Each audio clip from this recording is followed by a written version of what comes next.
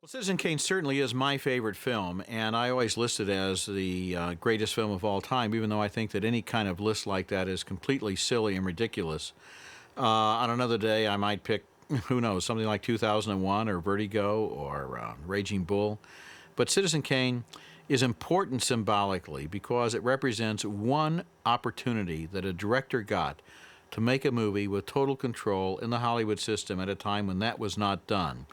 And to this day, the holy grail of directorial contracts has been the so-called final cut. As the French developed the auteur theory and began to focus attention on the director as the author of a movie, Wells became kind of their patron saint because he got this contract in 1939. He made Citizen Kane under such a contract, and it was a great film. So the film is, I think, on all of these lists of greatness, not only because it is a great film, but also because it is a great symbol for filmmakers. At the age of 24, without paying any dues, Orson Welles got a contract that everybody in Hollywood would have died for. Every director in Hollywood wanted final cut. A few of them had it if they had enough power, somebody like Cecil B. DeMille. But Welles got it all without, from their point of view, having proven that he could do it. When he first arrived in Hollywood with that contract, the trade papers were filled with snide remarks about the wonder kid from Broadway. He was going to come in and show them all how to do it. They were hoping for him to fail. They knew that his original production, Heart of Darkness, had been shelved. They knew that Citizen Kane was not the first project he had worked on. They knew that he was desperate to make it work. He had kind of a brash and arrogant manner about him. They felt he'd gotten too much too soon, and so they never really felt comfortable with him as an artist. Then what happened was his second film was not a success. The Magnificent Ambersons, which is considered to be one of the greatest films ever made, was butchered by the studio in his absence when he was off in South America on a wild goose chase involving a project that never really came to fruition. And then after that, he got this reputation for never following through, for being irresponsible. You couldn't count on him. It wasn't necessarily a fair reputation, and books and books and books have been written about Welles and about his career and about his personality. But nevertheless, throughout the rest of his career, he very rarely got his hands on those tools that he needed to make films. In a few cases, such as The Trial, he was able to make a film with complete control and with his hands on the tools that he needed. But in general, his films are a series of compromises and projects that were never quite completed, unfinished projects. He left 3 or 4 films in various stages of completion at the time of his death. And only in the case of certain films such as A Touch of Evil and The Trial, and for my way of thinking, Falstaff, and to a lesser degree, his Macbeth and his Othello, and then even lesser films still like The Stranger, which nevertheless is a lot of fun, did he show facets of the genius that was all together there at the first time in Citizen Kane. When the movie first came out, it didn't do a lot of business because the Hearst press had more or less succeeded in suppressing it. It couldn't play in a lot of chain theaters. It couldn't play in the Radio City Music Hall, for example, and it lost money on its first release. It only later got all of the worldwide acclaim and attention that it has now. For those first audiences, I think there was a feeling that they were seeing something special. The original critics were very much in favor of Citizen Kane and praised it in very, very outspoken terms. Some of them called it, even at the time, maybe the greatest picture that had ever been made. But audiences would have also found things that were quite unfamiliar to them. For example, the shock, almost like a bucket of cold water in the face, of the March of Time newsreel at the beginning, which performs the function of telling us the whole story first so that then the movie itself can repeat it. People would have also been rather startled by the lack of the basic cinematic language that had grown up since the days of Griffith.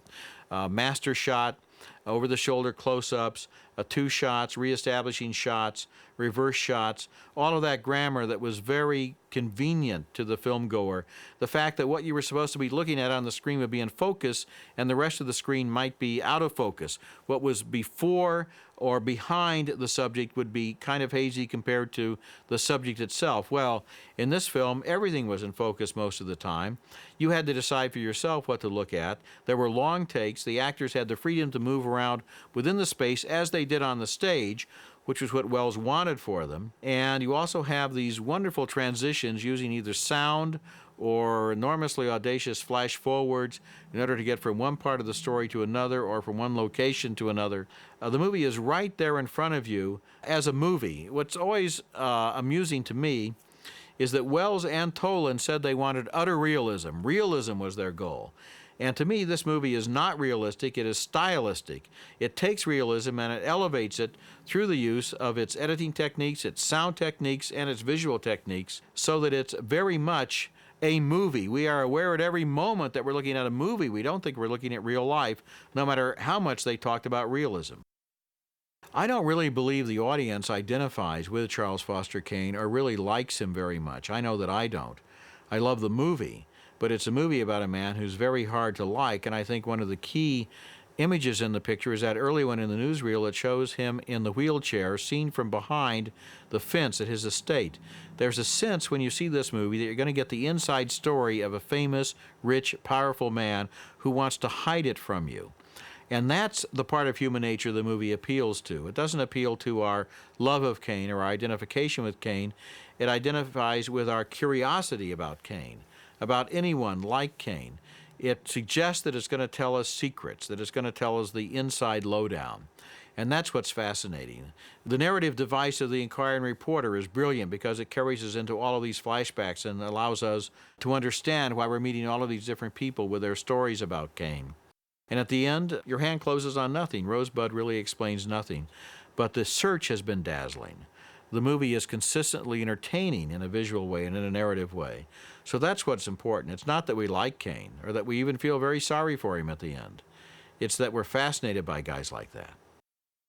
I think Orson Welles probably was a genius, and he would certainly agree with that statement. But on the other hand, despite the fact that he did have this Final Cut contract and was the auteur behind Citizen Kane, the movie could have never been made, and none of his great work could have been made without the collaboration of wonderfully gifted craftsmen, technicians, and artists that he worked with. Citizen Kane could have never happened without the cinematography and the visual plan by Greg Toland. It couldn't have happened without the music of Bernard Herrmann. It couldn't have happened without the screenplay by Herman Mankiewicz, and only co-authored the screenplay to one degree or another, and according to Pauline Kael, was the really the dominant author of the screenplay, but he was also the source of a lot of the material in the movie. Then you had Linwood G. Dunn's optical effects. You had Vernon Walker's special effects. You had Perry Ferguson creating amazing sets on no budget at all, so that the movie is one of the most visually inventive films we've ever seen. You have Robert Wise as the editor, who deals with all of those incredible transitions, and sometimes just one or two frames can make the difference between a cut that works and a cut that doesn't work. Then you have all of those actors who were incredibly gifted and who came out of radio and came out of theater, and we're all trying this out for the first time. I think that's one of the important things about the movie, is that everybody involved in the acting side of the film, with a few minor exceptions, were in their first film, including Orson Welles himself. And all of the collaborators were basically young people who were excited by the chance to try to do something new. And certainly leading the spirit of that was Greg Toland as the cinematographer, a man who volunteered to work for this movie, who found it exciting to work for a director who had never worked before, because he felt this was an opportunity to try out some of his own theories, stuff that he had started with earlier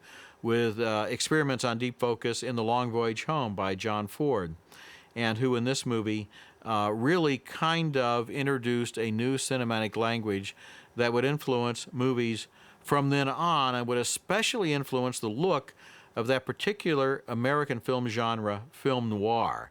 All of the film noirs of the 40s owe something to Citizen Kane, as well, of course, as to The Maltese Falcon. So I think Welles was a genius, but among the things he was a genius at was choosing the people that he worked with. I think we should revisit Kane in the same way that we revisit all the great films of the past. The 20th century was the first century that was recorded on film from day one until the very last day of the century. No other century has been recorded on film. Think how interesting it would be to see a film from the 1700s or from the 1500s. Any film at all would be fascinating to us. And what bothers me about a lot of younger film goers is that they don't really have much of an instinct for cinema history. In the days before home video, and indeed in the days before television, people went to repertory theaters, they belonged to cinema societies, you went to the campus film club, You saw old movies and foreign films because they were programmed. Then suddenly home video came along and you started going to the local video store and just renting a hit from 6 months ago. So that a lot of people I talk to kind of think that cinema history begins with Star Wars. They don't realize the great heritage of American and foreign films. They're closed off to black and white, and I prefer black and white to color. I think it's more stylized and more mysterious. They're closed off to acting styles that are not totally realistic. They're closed off to movies that don't move at a breakneck speed. They have little appreciation for the arc and the patience of the arc of a narrative storytelling technique. And for all of those reasons, a movie like Citizen Kane is an eye-opener. It shows you that great movies were made in the past and that great artists and great performances are there waiting to be discovered.